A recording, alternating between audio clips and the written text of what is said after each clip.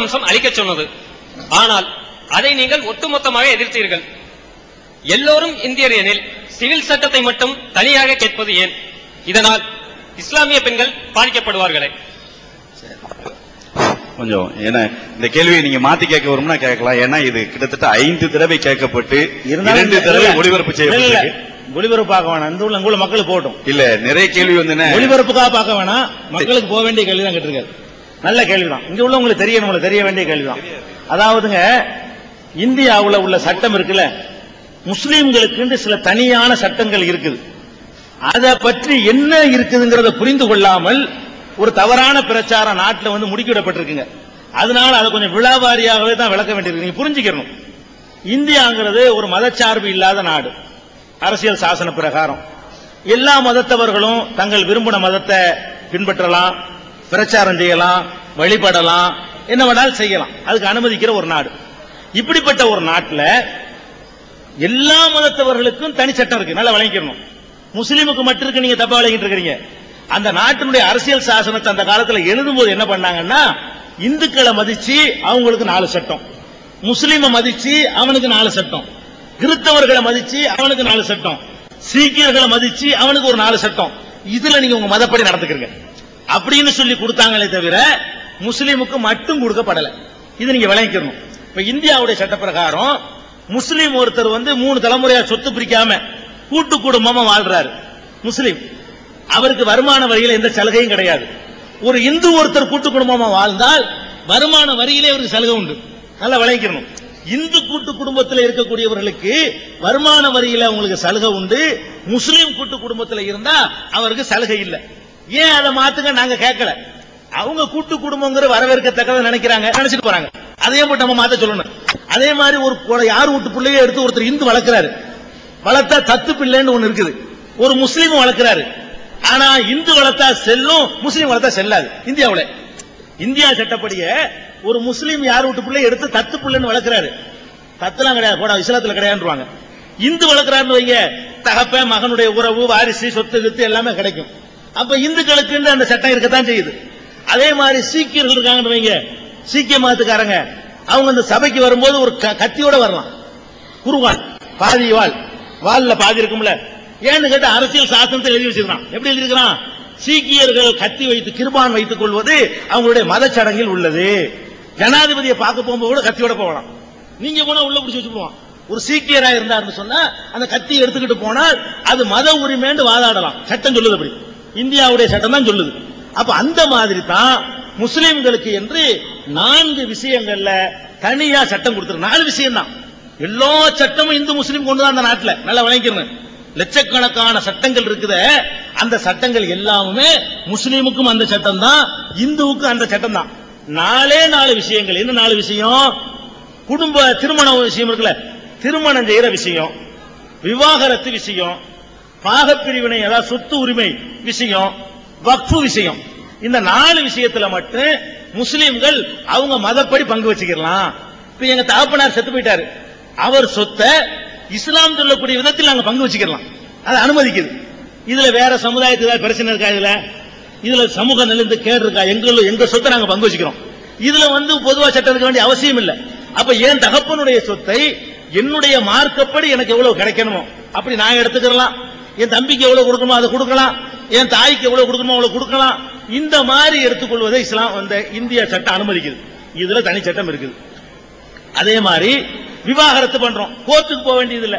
நாங்களா சமுதாயத்தில் வச்சு ஆணு பண்ணி என்ன பண்ணிக்கலாம், விவாகரத்து பண்ணிக்கலாம். அதை கோர்ட்டு ஒத்துக்கணும். மற்றவங்க கோர்ட்ல போய் பண்ணணும். இது ஒண்ணு. திருமணம் இருக்குது, நாங்க எங்க ஜமாத்துல வச்சு எங்க முறைப்படி நாங்க கல்யாணம் பண்ணிக்கிட்டோம்னு சொன்னா அதை கல்யாணம்னு கோர்ட் அங்கீகரிச்சுக்கணும். அதுவும் திருமணம் தான். திருமண முறைகளை இஸ்லாம் கோர்ட்டு ஏத்துக்கிறது. இந்த மாதிரியான விஷயங்கள்ல முஸ்லீமுக்கு தனியா இருக்கிறதுனால எந்த ஒரு கேடுமே இல்லை. இது வேற சமுதாயத்துக்கு சம்பந்தம் இல்லாத விஷயம். வேற சமுதாய மக்களோட பாகப்பிரிவினை ஏற்பட போறது இல்ல, வேற சமுதாய மக்களோட வக்ஃபு பிரச்சனை வரப்போறது இல்ல, வேற சமுதாய மக்களோட விவாகரத்தோ அல்லது விவாகமோ ஏற்பட போறது இல்ல. அப்படிப்பட்ட ஒரு நிலையில எந்த ஒரு இடையூறும் இல்லாத ஒரு சட்டத்தை இஸ்லாம் தந்திருக்கு. இதனால ஒண்ணும் யாருக்கு எந்த இடத்திலும் இல்ல, எங்களுக்குள்ள வைத்துக் கொள்ள வேண்டிய விஷயம். சரி, இதை மாத்தணுங்கிறாங்க. இதை மாத்தணும், இந்த நாள் இருக்கக்கூடாது அப்படிங்கிறாங்க. எதனால இருக்கக்கூடாதுங்கிறாங்க? ஒரு கேடும் இல்ல. இந்தியாவுடைய ஒருமை என்ன காரணம் சொல்லுவாங்க? ஒரு நாடுன்னா ஒரே மாதிரி தானே சட்டம் இருக்கணும். கேட்க நல்லா இருக்குது. ஒரே மாதிரி சட்டம் இருக்கா? இங்க கிரிமினல் சட்டம் ஒரே மாதிரி இருக்கா? அப்படி சொல்லக்கூடியவர்கள் முதல் என்ன பண்ணணும்? சிவில், இதெல்லாம் சிவில விடுங்க, கிரிமினல் சட்டம் இந்தியாவில் ஒரே மாதிரி இருக்குதா? இல்ல. தமிழ்நாட்டிலே ஒரே மாதிரி இருக்குதா? இல்ல. ஒரு 5 ஸ்டார் ஹோட்டல், அங்க எந்த ஆம்பளையும் எந்த பொம்பளையும் கூட்டிட்டு போய் விசாரம் பண்ணலாம், போலீஸ் வராது. ஏன்? 5 ஸ்டார் ஹோட்டல் அனுமதி வாங்கிட்டாங்கல்ல. 5 ஸ்டார்னா அனுமதி வாங்கி, அதுக்கு ஸ்டார். 5 ஸ்டார்ல ஒரு ஸ்டார் வந்து விசாரத்துக்கு, ஒரு ஸ்டார் பாருக்கு, ஒரு ஸ்டார் நீச்சல் குளத்துக்கு. ஸ்டார்ங்கிறது வசதிக்கு கொடுக்கலாம். 5 ஸ்டார்னு சொன்னா 5 வசதி எங்க இருக்குன்னு அர்த்தம். என்ன வசதி? அதாவது தண்ணி அடிக்கலாம், பார் அடிக்கலாம், மாநிலம் முழுசு மதுவிலக்கு இருந்தாலும் 5 ஸ்டார் ஹோட்டல் அடிக்கலாம். அப்ப பணக்காரனுக்கு ஒரு சட்டம், ஏழைக்கு. இதை மாத்து முதல்ல. காபர டான்ஸ் ரோட்ல விட்டு குறவுங்கிறது டான்ஸ் ஆடுவான், அவன் மேல கேசப்பட்டு உள்ள தள்ளிடுவாங்க. இதையே ஒரு பெரிய ஸ்டார் ஹோட்டல் நடத்தினா அதுக்கு ஒரு ஸ்டார் முத்திரை குத்திருக்கான அனுமதி. ஒரே நாட்டில் அவுத்து போட்டு ஆடுற டான்ஸ் வந்து பணக்காரனுக்கு அனுமதி, ஏழைக்கு அனுமதி இல்ல. பம்பாயில போனீங்கன்னா சொன்னா போர்டு போட்டிருப்பான், இங்க ஆந்திரா இவ்வளவு, தமிழ்நாடு இவ்வளவு, கேரளாவுக்கு ரேட் இவ்வளவு, 18 வயசுக்கு ரேட் இவ்வளவு. சிரிக்கிறதுக்கு சொல்லல, இருக்கிறது சொல்றேன். நாட்டில் நடக்கிற நெசமா இருக்கு. பம்பாய்க்கு போனீங்கன்னு சொன்னா, கல்கத்தாவுக்கு போனீங்கன்னு சொன்னா, அந்த 2 மாநில 2 பெரிய நகரங்கள்லையும், இந்தியாவில் பெரிய நகரம் அந்த 2 தான். நம்ம சென்னையில பெருசு. அந்த 2 நகரத்துல என்ன நடக்குதுன்னு கேட்டா, விபச்சாரத்துக்கு சட்டப்பூர்வமா போர்டு போட்டு அதை வந்து தொழில் நடத்தலாம், தொழிலே நடத்தலாம், லைசன்ஸ் வாங்கி நடத்தலாம். அது இங்க அனுமதி இல்ல.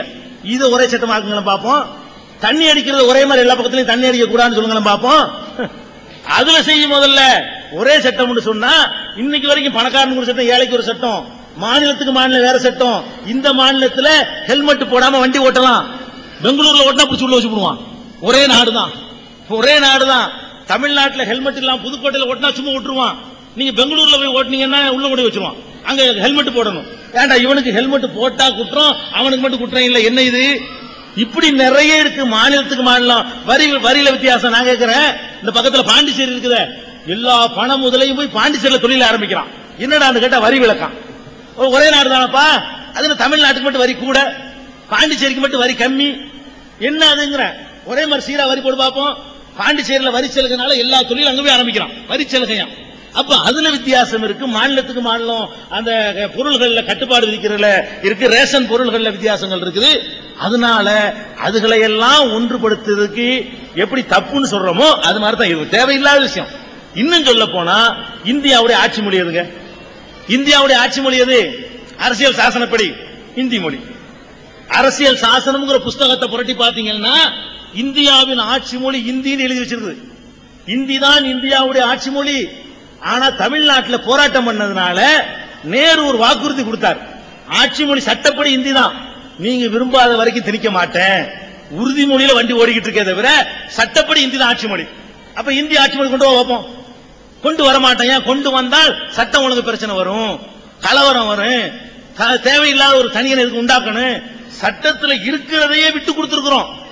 அப்ப அதே மாதிரி தான் ஒரு மதத்தினுடைய விஷயம் தலையிட்டா தேவையில்லாம விவகாரம் வருமா வராதா? அதான் விஷயம். இதை இங்க விளங்கிக்கணும். அப்புறம் சாபானு வழக்கு விஷயமா சொன்னாங்க, ஒரு பெண் வழக்கு போட்டாங்க. அதுல வந்து நீதிபதி தீர்ப்பளிச்சாரு, நீங்க எதிர்த்தீங்கன்னு. நீதிபதி என்ன தீர்ப்பளிக்கலாம்? அவரு இஸ்லாம் என்ன சொல்லுதுங்கிற தீர்ப்பளிக்க அவருக்கு அதிகாரம் கிடையாது. அவர் இந்திய சட்டம் என்ன சொல்லுதுங்கிற தீர்ப்பளிச்சாரே, ஆனால் அதுக்கு அவருக்கு அதிகாரம் இருக்குது. சுப்ரீம் கோர்ட் நீதிபதியாக இருக்கட்டுமே, இந்து மதம் சொல்வது என்னங்கிறது அவர் தீர்மானிக்க முடியாது. இந்து மதத்தினுடைய அறிஞர்கள் தீர்மானிக்கணும். இஸ்லாம் மதம் என்ன சொல்லுது என்பதை அவர் தீர்மானிக்க. அவர் என்ன பண்றாரு? குர்ஆன் இப்படித்தான் சொல்லும், தேவையில்லாம சொன்னாரு. இஸ்லாத்தை பத்தி சொல்ல நீ யாரு? அது குர்ஆன்ல இல்லாத சொல்ல நீ யாருன்னு சொல்லித்தான் அங்க ஒரு பிரச்சனை கிளப்பப்பட்டுச்சே தவிர, இஸ்லாத்துல இல்லாத ஒன்றை இஸ்லாத்தில் இருப்பதாக அவர் சொன்னார். இந்தியா சட்டத்தில் இப்படித்தான் செய்வோம்னு சொன்னா அது வேற மாதிரி எதுவும் கொண்டிருப்பாங்க. அதான் சந்திர சூட் எதிர்க்கப்பட்டதுக்கான காரணம். அதுல ஒன்னும் பிரச்சனை கிடையாது. சிவில் சட்டங்கிறது வந்து எடுத்தா பிரச்சனை உண்டாகும், நாட்டில் அமைதி கெட்டு போயிடும், நல்லிணக்கம் கெடும். அது இருக்கனால யாருக்கு எந்த கேடும் கிடையாது, அதை விளங்கிக்கணும்.